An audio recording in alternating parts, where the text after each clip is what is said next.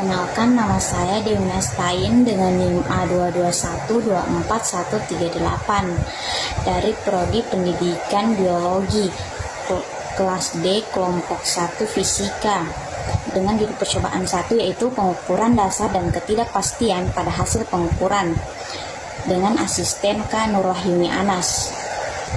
Adapun tujuan dari percobaan 1 itu 1. Mampu menggunakan beberapa alat ukur dasar. 2. Menentukan ketidakpastian pada hasil pengukuran dan hasil percobaan. 3. Menjelaskan arti statistik hasil percobaan. 4. Memahami pengertian angka berarti atau AB.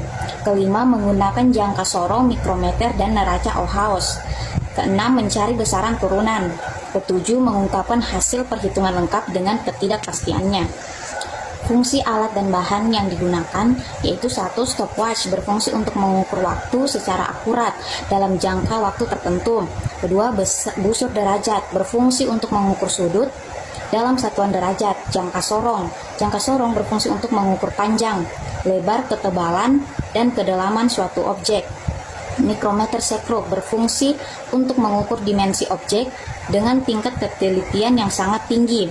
Dan neraca Ohaus berfungsi untuk mengukur massa atau berat suatu benda dengan posisi tinggi. Dan Mister Plastik berfungsi untuk mengukur suatu objek atau benda dengan jarak.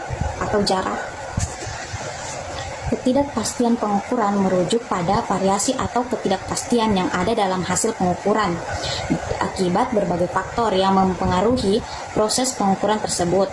Dan skala Nonius adalah sebuah sistem skala yang digunakan pada alat ukur untuk meningkatkan ketelitian pengukuran. Dan skala umum memacu pada sistem pengukuran yang digunakan untuk menunjukkan nilai atau besar suatu parameter dengan satuan tertentu. Dan angka penting adalah angka-angka dalam hasil pengukuran yang menganggap penting atau relevan untuk mencerminkan ketelitian pengukuran tertentu. Cara menentukan NST dan ketidakpastian hasil pengukuran. NST adalah batasan yang rentang nilai yang diterima dalam pengukuran atau hasil yang diinginkan. Sedangkan ketidakpastian pengukuran adalah pernyataan tentang seberapa besar variasi atau ketidakpastian yang mungkin ada dalam hasil pengukuran. Baik, selanjutnya menjelaskan cara penggunaan mistar, neraca Ohaus, jangka sorong, dan mikrometer sekro. Mistar itu cara penggunaannya tempatkan benda yang akan kita ukur di atas permukaan penggaris. Dan neraca Ohaus, cara penggunaannya itu letakkan neraca Ohaus di permukaan datar yang stabil. Taruh benda yang akan diukur massa atau beratnya.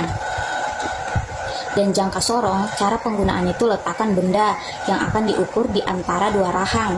Tetap memegang alat dan bahan dengan kuat agar tidak bergerak. Dan mikrometer sekro, cara penggunaannya itu letakkan benda yang akan diukur di antara dua spindle mikrometer dan putar tuas pengunci untuk mengatur spindle bergerak hingga benda terjepit kuat. Baik, yang terakhir itu menjelaskan cara menentukan skala utama, skala Nonius pada mistar, jangka sorong, neraca Ohaus, dan mikrometer sekro. Mistar yaitu skala utama pada mistar biasanya adalah skala yang tertera pada tubuh penggaris, dan skala Noniusnya pada mistar biasa tidak ada.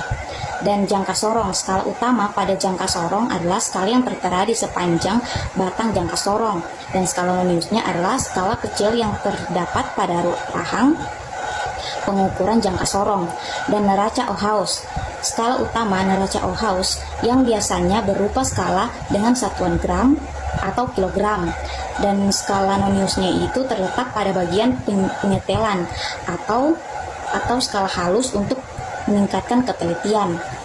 Dan terakhir yaitu mikrometer sekro, skala Nonius yang tertera pada alat ukur.